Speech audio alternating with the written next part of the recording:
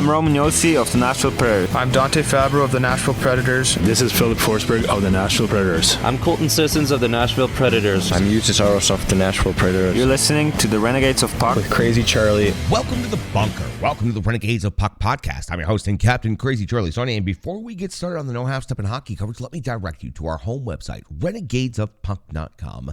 Once you go to renegadesofpuck.com, you learn everything you need to know about the show and what you're good and educated about. So you click on that merchandise tab, it's going to take you straight to our classic logo tee, our Pride logo t-shirt, and so many more special event t-shirts and all the things you've come to know and love and expect from the Renegades of Puck in our online store. Socks, throw pillows, wall art, bed sets, all available to you. As a matter of fact, we'd appreciate if you outfit your entire person and your entire home with Renegades of Puck merchandise. It just makes perfect sense, doesn't it? After all, we've sold out so that you can buy in. Social media is of critical importance to this hockey operation, so here's how you can support the Renegades of Puck. Please go to YouTube and subscribe to the channel. Turn on those notifications. We have added 4 new subscribers in the last couple of days. That means something to me, and I sure appreciate each and every one of you for jumping in the trenches with the Renegades of Puck. We will continue bolstering that service and bolstering those ranks. We have to build that up to be as strong as the audio portion of the podcast. We put a lot of time, we put a lot of effort into the video portion of the podcast, so we really need that to start improving in all of the metrics across the board. So please, that is YouTube, and that is critically important. I'm going to continue promoting that and talking about it longer and longer if I have to get more subscribers. So we're working on that. Please, social media is another place where you can support us. I'll go quickly on this one. Threads, TikTok, Instagram, Facebook, and you can still find us on X, but not for much longer, hopefully. So social media is a place where you can find us, interact with us, and help pass those links around. It is very important here to help us out. The audio component of the podcast is doing incredible. Thanks to the Full Press Predators podcast and the Full Press NHL network. We are just about to pass 6 million replays for the year 2023. I had some pretty lofty and ambitious goals to start 2023, but I've got to tell you, even my ambitious goals for No Half Steppin' are about to be surpassed in every possible way, thanks to the Full Press Network. You can find us on your favorite podcast platform today. Right now, we're really pushing Spotify because we'd like people to listen on Spotify. They're helping push us more. They're putting more ads into our podcast. And while that doesn't mean a lot to the audience, it means a lot to us here in the bunker because it's helping us remain in business. So Google, Stitcher, Spotify, those places you can find us. Amazon, Google, other podcast platforms. Just search Renegades of Puck in your preferred platform today and give us a listen right away. Venmo, that is a place where you can support the Renegades of Puck financially. Just search Renegades of Puck or scan that QR code that's currently on your screen.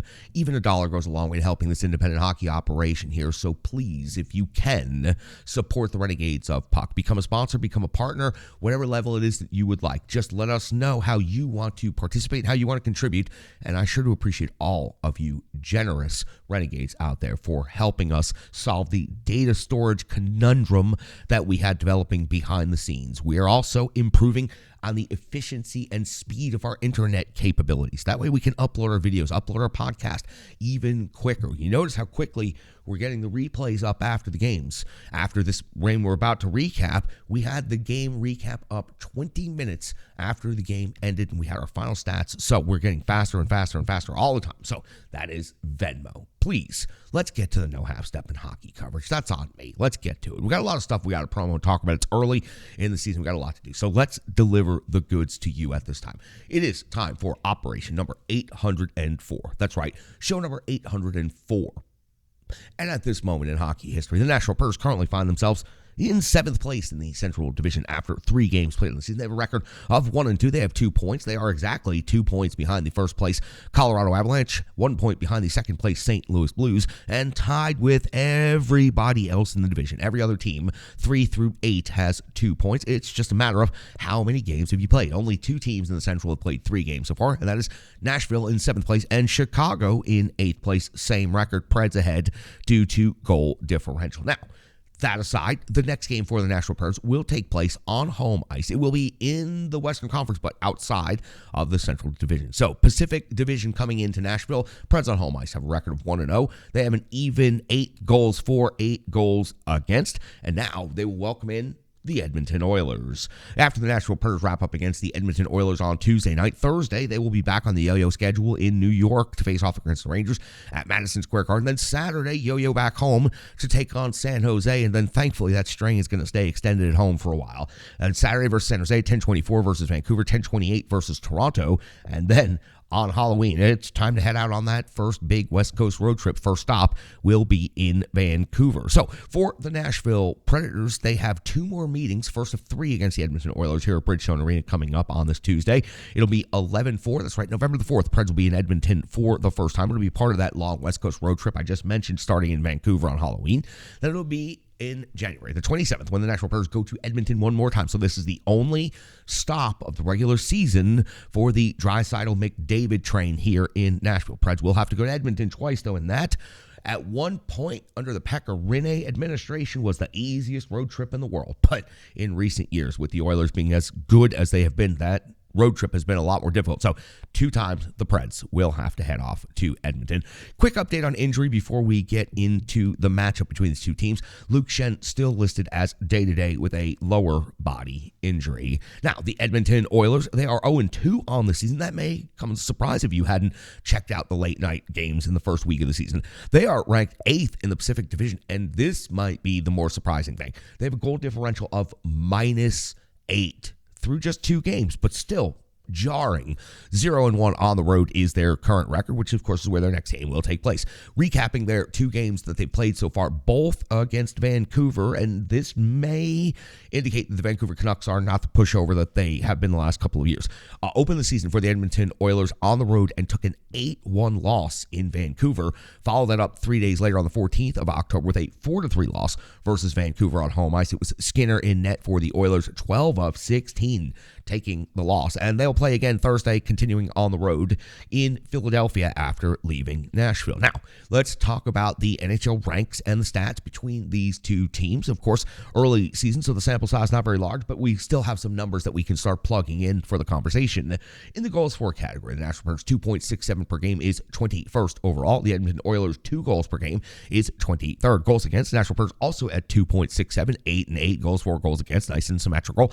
That is 10th best in the league, while the Edmonton Oilers are giving up 6 goals per game. That's more than one hand. That's 6 goals per game. The Edmonton Oilers, that's 32nd, dead last in the NHL, of course. Shots for, the Preds generating 33.7 shots per game. This is good. This is a good sign for the first 3 games. 11th overall in the league. The Edmonton Oilers generating 33.5. That's 12th, one spot behind the Preds. Shots against, the Predators are 11th in the NHL in this category as well. 29.3 against. Again, above 30, below 30. That's what we look for in the shots for, shots against category. It's deeper than that, but that's the superficial analysis that I look for when I look at shots for, shots against. Now, shots for, shots against, the disparity right here, it's a difference of 9 between the Oilers. Shots for, 33.5 is 12th. Shots against is 24, second best in the NHL at this point in time. The power play for the Predators, it's revealing itself as an early season blemish. 7.1% for the Preds, 23rd overall in the NHL by percentage. Only 1 power play goal for in the season. 1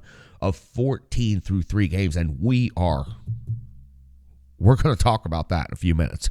Power play for the Edmonton Oilers, it's always going to be good with the players that they have. 27.3% conversion rate this time is 10th best in the league. 3 power play goals already in just 2 games. 3 out of 11 is how the raw data works out. When it comes to the penalty kill, the Nashville Predators 66.7% is 27th best in the NHL, which is not exactly best. They've given up 4 power play goals against. They've been shorthanded 12 times, and that doesn't even count the 2 penalty shots that they have given up for scores. Now, the Edmonton Oilers have also given up 4 power play goals against. They have a kill rate of only 55.5%, and that is 31st in the NHL. So the Edmonton Oilers are off to a very uncharacteristic start for them. Usually, they're the ones piling up the goals, winning 8-1, scoring 4 and beating their opponent on home ice, but they have not done that through the first 2 games. Maybe Vancouver's a bad matchup for them. Maybe Vancouver's taken a huge step in the right direction, but the Oilers not off to a great start. That does concern me just a little bit because we know the Oilers are a playoff team from last year, and we know that their top 2 players always dominate the Nashville Predators. It is typically a show reminiscent of the Globetrotters. Now, playing the part of Meadowlark Lemon in this one is always Leon Draisaitl. 2 goals, 1 assist for 3 points on the season, leading the Edmonton Oilers. There's McDavid right there, though, a goal and 2 assists for 3 points. Nugent Hopkins, a goal and 2 assists for 3 points. Bouchard, 2 assists for 2 points. Hyman, 1 assist for 1 point. And in net, that right now is where the numbers look absolutely very weird. Skinner, 0-1. Campbell, also 0-1. Both of them have a .750 save percentage, .75 save percentage in the season. That obviously is going to change, going to improve.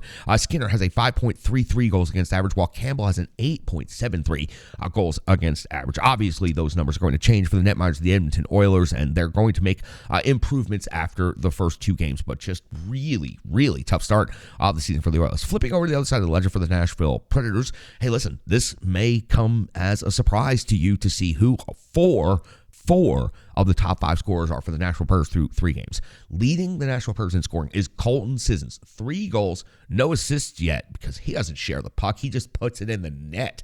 Colton Sissons, not expecting Colton Sissons to have 3 goals through 3 games and leading the team and have a multi-goal game already early in the season. That's not something Colton Sissons usually does. Consistent, steady performance, great face-off wins, penalty killing, defense, yeah. So when Colton Sissons is chipping in 3 goals at the start of the season, you hope the Predators are starting to do a little bit better in the record than they are. All right, let's talk about the rest of the scores. Forsberg, you know Forsberg's going to be there. But this is the surprising part about Philip Forsberg right now. No goals, but 3 assists, 3 points. Typically, Forsberg skews very high on the goal side of the ledger and not nearly as high on the assist side of the ledger. That's what's prevented him from piling up more points over the years. He certainly piled up the goals. Now, Parsonen, 2 goals and no assists for 2 points. O'Reilly, 1-1 for 2. And Nyquist, 1-1 for 2. I told you, 4 of the top 5 scorers for the Nashville Predators. It seems kind of surprising through the first 3 games, but it's great news to see all of these different and new names and some youth mixed in with that as well. UC Saros on the season has started and played all 3 games, every minute of it. 1-2 is his record, a .920 save percentage, 2.41 goals against average, and 1 shutout through the first 3 games of the season. He's played pretty good, and when the team in front of him has done better at special teams, they have certainly had a better result. The Seattle Kraken game was much different than the other 2 games. Speaking of that 3rd game of the season in Boston, we have to go back. We have to recap that. I got to give you every goal, every detail, every penalty call, and, everything. Give us 10 minutes. We'll give you the entire game. It's the full game recap coming up. We've got you all set for the Nashville Predators and Edmonton Oilers Tuesday night at Bridgestone Arena. Now let's go back and take a look at Saturday night in Boston, one of the toughest rinks in the entire NHL. And you know what, to be honest with you, a good early season test for this new Nashville Predators team under Andrew Brunette. I was very curious to see if they could carry the momentum against Seattle, a very complete professional game against the Kraken, and carry that onto the road.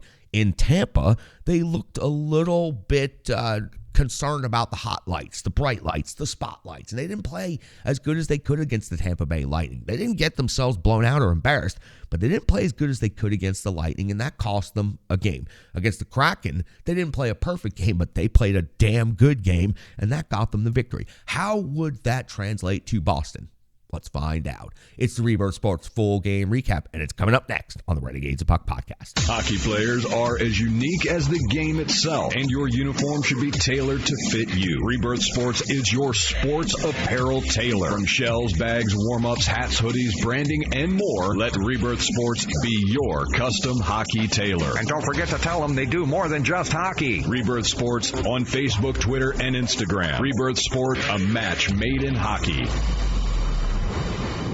Welcome back to the Renegades of Puck podcast. It's now time for the Rebirth Sports full game recap. You give me 10 minutes, I'll give you the entire game, every goal, every power play, and every play that mattered right here on the Renegades of Puck podcast. We go all the way back to October the 14th of the year 2023 when the Nashville Predators were in Boston to face off against the Bruins, and Andrew Brunette deployed his lines in the following way, but I'm going to give you a caveat right after I give you these lines.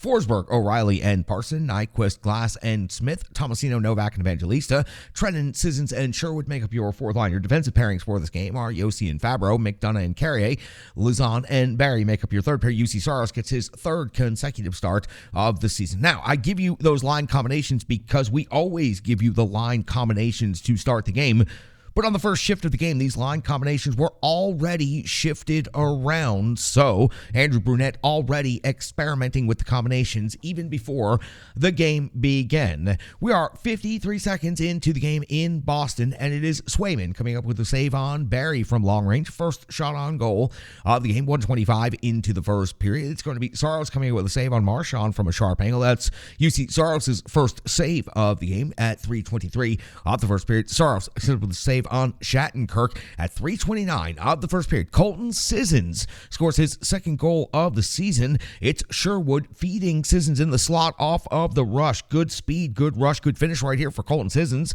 Second game in a row for Colton Sissons scoring goal. Nashville Predators on the board 1-0 in this game. 4:21 into the first period. It's Marchand off the box. 2 minutes for high sticking on Parsonen. And then we are going to enter quite the exchange of special teams play right here. So please follow along. McAvoy would then pick up a penalty. 2 minutes for holding the stick, which would allow the Predators to be on a 5-on-3 for 14 seconds, then a 5-on-4 for a minute and 47 seconds.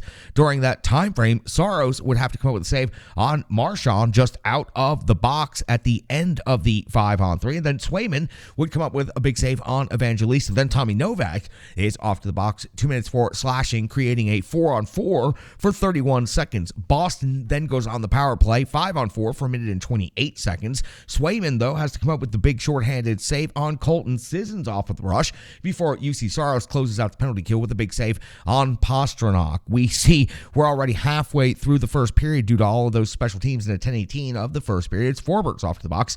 More special teams. 2 minutes for hooking on this minor penalty, and it is Swayman clocking in, about to go to work. The Nashville Predators power play hasn't looked particularly full of life and exuberance, but it will over the next couple of minutes here. Swayman comes up with a save on Glass's deflection, then follows it up with a save on Yossi's heavy shot, follows that up with the save on Glass, plus the rebound scramble jam where he finally gets a hold of the rebound and gets the whistle. Then Swayman comes up with another save on Luke Evangelista from the face-off dot off of one knee. 5 total saves on the penalty kill for the Boston Bruins netminder. At 13:49 of the first period, it's going to be Sherwood off to the box for the Predators. 2 minutes for roughing.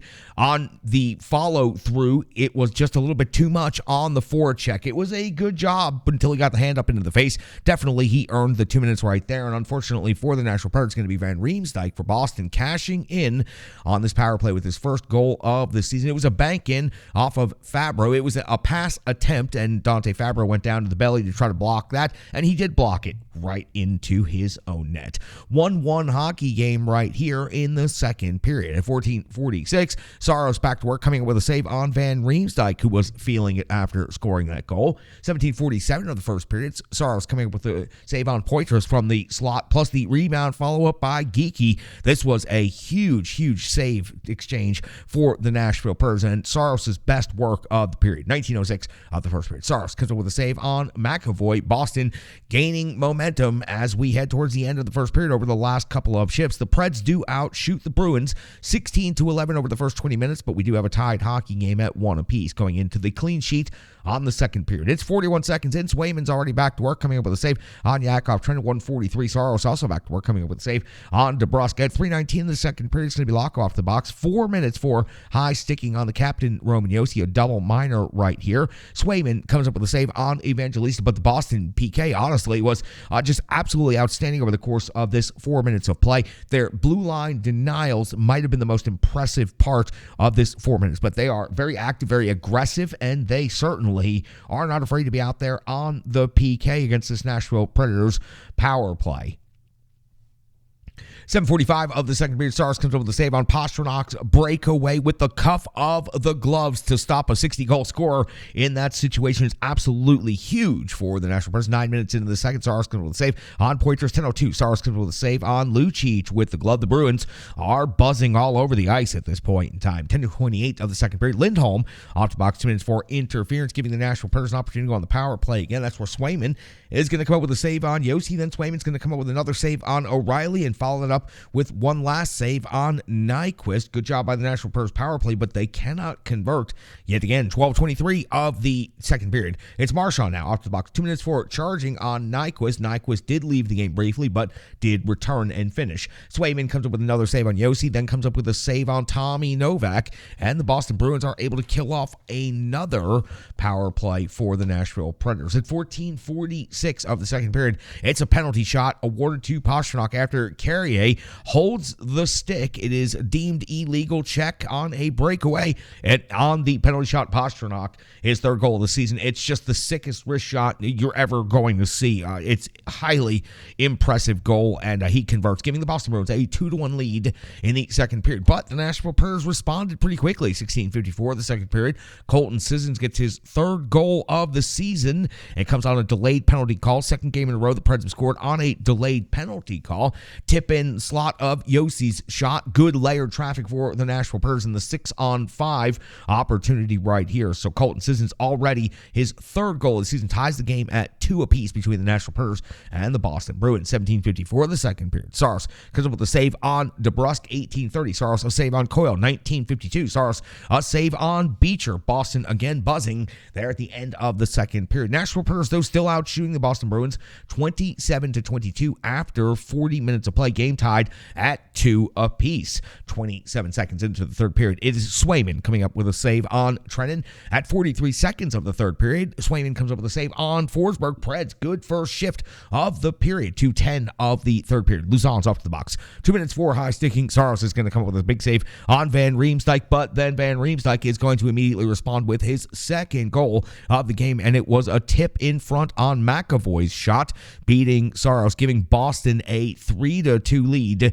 in this game. 5:31 of the third period. Trennan is off to the box. 2 minutes for interference on Marchand. As a matter of fact, that would be described as a retaliation penalty, and it was baited perfectly by Marchand. Everybody who plays against Marchand knows exactly what he's going to do and exactly how it's going to be called, yet they seem to fall for it every time. I suppose that's why they say that guy's one of the best. On this penalty kill for the Predators, Saros comes up with a save on DeBrusk, and then the Nashville Predators penalty kill is able to survive this situation.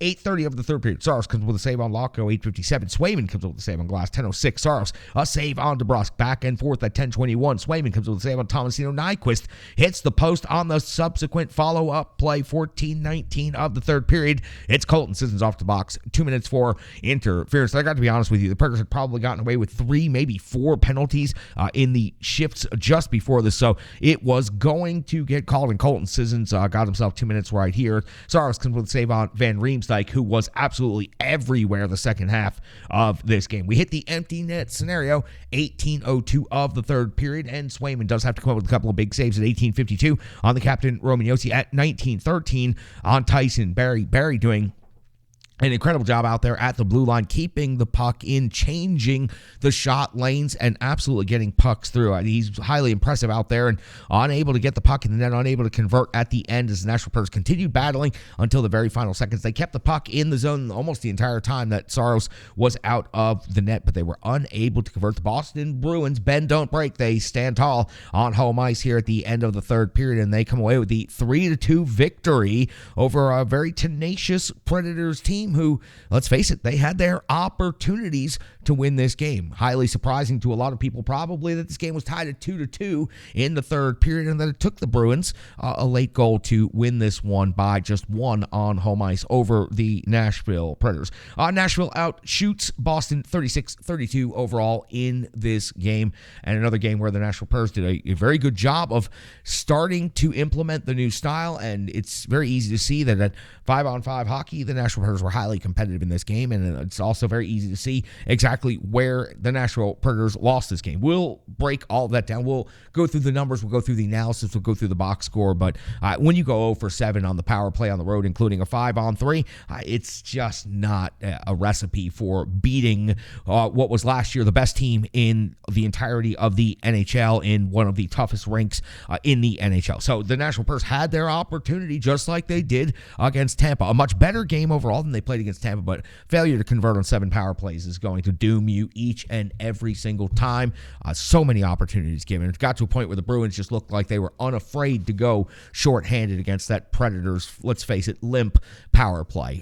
They're working on it, and we've got to give them a little bit of time and room to grow with a new coach and a brand new power play and a new system and some new players. But 0 for 7 really jumps off the page as truly the reason the Nashville Predators lost this game. So we'll get to it. We'll break everything down coming up in the next segment right here on the Renegades of Puck podcast. Thank you so much for tuning in. Thank you for joining us right here. You gave us 10 minutes. We gave you the entire game, all the goals, all the penalties, and all the important plays in between. We appreciate each and every one of you for joining us here on the Renegades of Puck podcast. Right back after this. Hello, hello, hello. I'm Tracy, owner-operator of Strong Style Fitness. And that's me and my training assistant, Rizzo. And we are here to bring you fitness that meets you where you are by offering circuit classes, bar-inspired classes, Tabata workouts, boot camps, guided stretching, and more, all taught by a certified personal trainer, me. To learn more, go to our website, strongstylefit.com. Subscribe on YouTube at Strong Style Fitness. Follow on social media at Strong Style Fit. But most importantly, let's get you moving. It doesn't matter if it's your first workout or you've been doing it for years. Strong Style Fitness has the workout that meets you on your journey and helps you along the path to a happier, healthier life. I understand where you've been, what you were going through, and where you were going, and I want to take you there. We'll see you on the mat. Mwah. UC Saros in this game, his third consecutive start of the season, 28 out of 31, 2 power play goals against, 1 penalty shot against. And I've got to tell you that UC Saros faced 5 penalty shots before this season and stopped all 5 of them. Now has faced 2 in the first 3 games. That seems incredible. And he has unfortunately given up 2 goals on both of those power play shots. I had to mention, though, on the 5-on-5 play, it was really good for UC Saros. Again, he stopped Pasternak on a breakaway. Could have stopped him on a second one that was called a penalty shot on Carrier, and he stopped so many other high-skilled Boston Bruin players off of the rush, shorthanded, on the power play, on even strength. UC Saros was not the problem in this game. Saros going into Boston, giving up 3 goals against, 2 of them on the power play, 1 on the penalty shot. The team in front of him needed to play just a little bit better, and UC Saros could have gotten you, at the very least, 1 point in this game and maybe forced an overtime type of scenario. But I thought UC Saros has looked good in all 3 of his games. Again, I can go back and recap all 3 of them very quickly. It was a special teams nightmare in Tampa that doomed the Nashville Predators. And then when the Preds played their style and played a good even strength game against Seattle Kraken, UC Saros was able to backstop them easily with a shutout. Now in Boston against one of the toughest teams, one of the best teams and one of the best rinks, with 2 of the best goaltenders and some of the best goal scorers in the NHL. I mean, it's a tough mountain to climb. And UC Saros, he can manage that, but you got to give him the support in front. Let's talk about a couple of good things, and then we'll start critiquing. We'll start doing some analysis here. Colton Sissons with 2 goals. I already mentioned it. Colton Sissons gets a multi-goal game. You have to take advantage of that. He's got 3 on the season. He leads the team. He also generated 5 shots on goal, and he has looked really good under Andrew Brunette. He seems to have just a little bit more speed in his game. I don't know.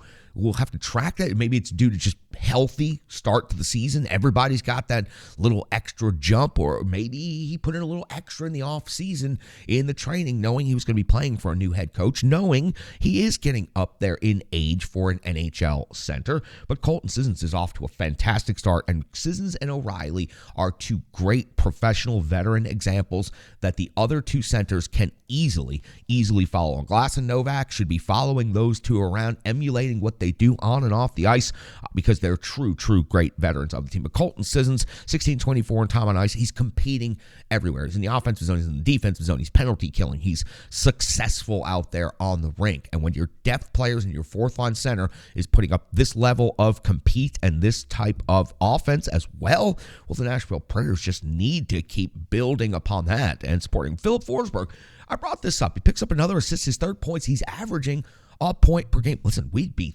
thrilled here in the bunker with the Renegades of Puck if Philip Forsberg averaged a point per game over the entirety of the season. It would be his best single season to date. Now, the goals have not come yet. So 0 goals, 3 assists, but I truly believe he's close to breaking through. I mean, you watch him shift in and shift out. He is looking for those stretch passes. He's trying to get behind the D. He's carrying the puck into the offensive zone and looking to set up Parson or set up O'Reilly or Nyquist, who was with the group for a little bit of time yesterday. But Philip Forsberg, point per game, 3 assists on the season, no goals, but I do believe he's going to have that breakthrough soon. Remember, this is a player that in the past has had 3 goals at the 30-goal mark more than once in the season. So Forsberg, somewhat of a notorious slow goal scorer, but good to see him getting on the board with a point per game through the first 3. Now, there's some stuff that we're going to try to remain clinical and not overcritical about this, but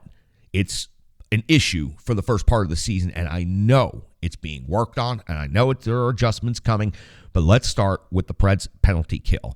In Tampa, in the first game of the season, gave up entirely too many opportunities to a championship-caliber professional team with incredibly high skill and leadership to the Tampa Bay Lightning. That cost them that game in Tampa. In Boston, giving up 2 power play goals against and a penalty shot in this game as well. 5 total power plays for the Boston Bruins. The Bruins were the best team in the NHL last year in the regular season. Their rink, one of the most difficult to play in. Their goaltenders, easily up for the Vezina Trophy, the Jennings Trophy, and everything else. 60-plus goal scorer, some of the most recognizable names in the game in this generation playing in that rink. And it was the return of Milan Lucic as well, which is not a big deal to Nashville Predators fan base, but it is a big deal to the Bruins welcoming him back into the Garden. So the Preds PK just absolutely for the second out of 3 games falters. 3 goals against in this game. All of them came because of Nashville Predators penalty situations. But the other side of the coin is actually uglier on this one, and I was really hoping to not have to do this early in the season because I have such hopes for this unit. But let's talk about the Nashville Predators power play. 0 for 7. They've had multiple 5-on-3s this season already. They did generate 13 shots on goal. There was a 2-minute stretch on a power play where Swayman stood on his head and robbed the Nashville Predators. There's no doubt about that, but that only accounts for 1 of the 7. That doesn't account for the 5-on-3. That doesn't account for the other power plays, especially late in the game when the Predators really need one. 13 shots on goal is great. 1 out of 14 on the season is absolutely awful. I know Andrew Brunette in the postgame spent some time listening to his comments after the game before coming out to do the show. Andrew Brunette was incredibly unhappy, felt that the Predators were slow to move the puck, felt that they were not quite there. And again, that becomes that instinct thing again. As a new coach instills a new system in a new player, it takes them a while to go from thinking about it to instinctually reacting to it. And the Preds power play right now is frankly not where it needs to be. We know Andrew Brunette, what he did with the Florida Panthers, what he did with the New Jersey Devils, and what he is going to do with the Nashville Predators is going to improve this power play dramatically and these special teams dramatically. But right now, they don't have it. This power play was bad in Boston. Listen, I'm going to pause and give the Bruins some credit on their penalty kill. They're aggressive. They are fast. They put high-skilled players out there, and they are unafraid to play shorthanded. You see a lot of teams on the penalty kill. They cower. Their box starts to collapse. They look unsure of themselves. They start to get a little shaky in their skates. Not the Bruins, man. The Boston Bruins, confident as hell out there on the PK, and they were aggressive, moving out on the blue line. The Preds defenders usually have so much room and space to play catch there at the top of the zone at the blue line. They were barely able to keep the puck inside the blue line as penalty killers were right on top of them. Truly impressive for the Boston Bruins, but the Nashville Predators could have done a lot better in this situation. I do like seeing Barry out there on the power play. I like the way he changes the shot lane. I like the way he moves the puck laterally, button hooks, does a little spin, and then sets something up. I think those little types of plays are going to turn into more and more scoring as his teammates. You see Roman Yossi's already starting to adapt to it pretty quickly, finding himself some open ice, getting a couple of shots off of Barry setups. But the Preds power play in the first game of the season and in the third game of the season, just bad. Special teams, first game, third game, bad. It's reoccurring. On the road so far, the Preds special teams have been awful, and it's led to them losing two games. So, you know what? let's go ahead and talk about this last thing. The Preds, they're a young team, but they're not a young team. They're not that young. It's not all rookies. It's not all players coming up from Milwaukee. It's not guys straight from the draft into the lineup. So they know better is the point I'm trying to make. Ryan O'Reilly has been around long enough to know.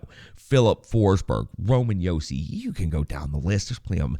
They fed right into the Bruins game. The Nashville Predators did show that they can compete. They can go toe-to-toe, and hell, they can even hang in there against the big, bad Boston Bruins. Going into the third period tied, nobody thought the Predators were going to be able to hang in there for 40-plus minutes, but they did, and they only fell by one. They took the bait, though. They gave opportunity after opportunity to the Boston Bruins on the power play. They failed to convert on their own power plays, and it's not how you're going to beat good teams. Now, listen, 3 playoff teams from last year have faced off against the Predators so far. Tampa, Seattle, and now Boston.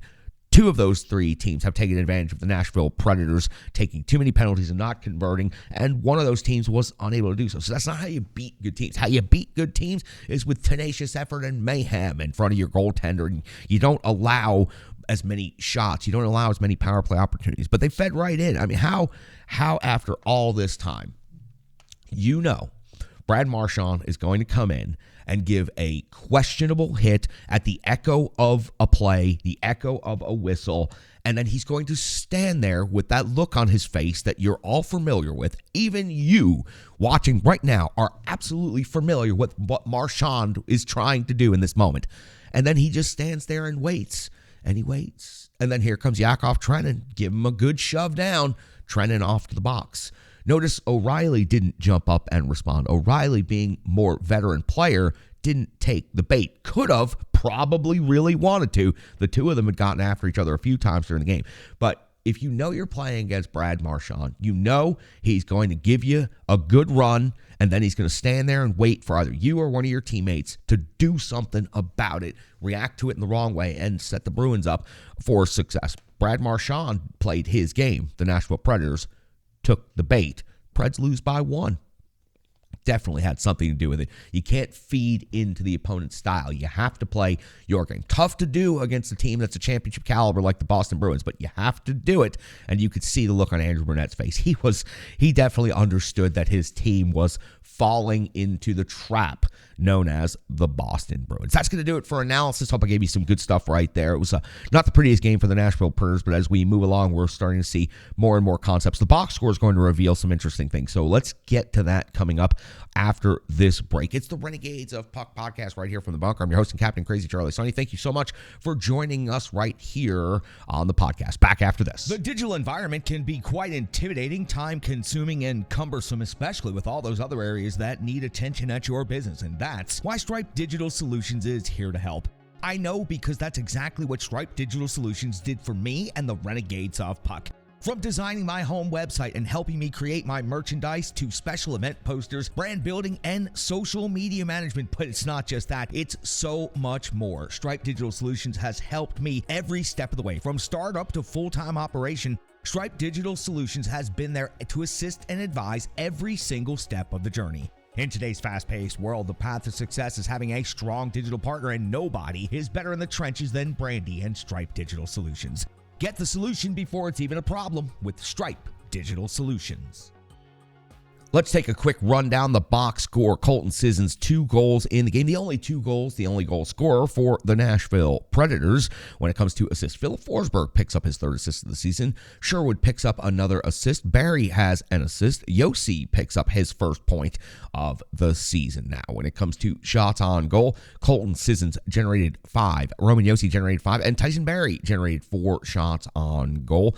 Good to see the Nashville Predators are able to continue picking up lots of shots. The total in this game ended up being 36 for Nashville. That's a good number. Like to see that exactly where it is. Let's go to the hits category. And when you think about it, Luzon with 5 and Trenin with 5, they were physical. You have to play physical against the Boston Bruins, especially when you go into Boston. I thought the Preds in the early parts of the game were doing a good job putting some big hits, playing physical, not backing down from the Boston Bruins at all. Nyquist also added 3 hits. And just because we're talking about the physical component of the game, game, I really wanted to mention that I felt the Nashville Predators didn't seem intimidated. They were going to the net. They were crashing hard. They were playing to the echo of the whistle, and they were requiring Boston Bruins defenders to come in and remove them from the crease. It was more Patrick Hornquist in the Predators game than we've seen in a while. The Hornquist quotient, the Hornquist line. I don't know exactly what I want to call it yet, but we all remember